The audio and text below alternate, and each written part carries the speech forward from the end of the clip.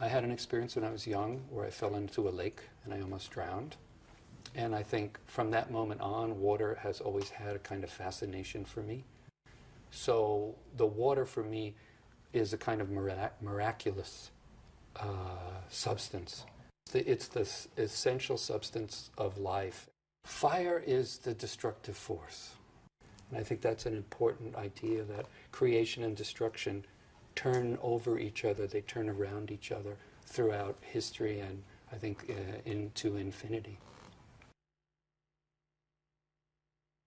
This is a very, very important time, because when things begin to fall apart, that's always a possibility for rebirth to happen.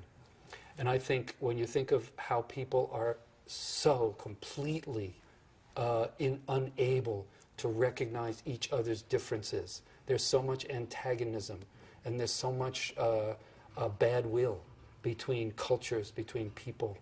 I think that art has a very, very important role to play right now in the world. And the real connection is not head to head, mind to mind, it's heart to heart, feeling to feeling. And when that happens, then art in that sense is the universal language. It's all of our language. Creativity is the language of human beings, and that's really what we need now. We don't need more talking, we need more art.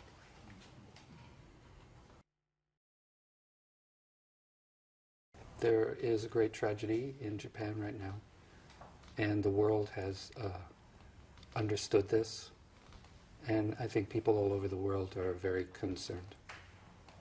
I think that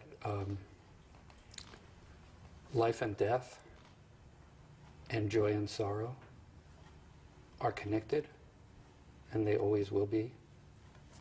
So I think for the Japanese people, this is a time of sorrow, but we have to understand that the cycle of life continues, and the cycle of light and dark, birth and death, all of those things continue to move within us and outside of us. And I just pray for the Japanese people who lost their loved ones.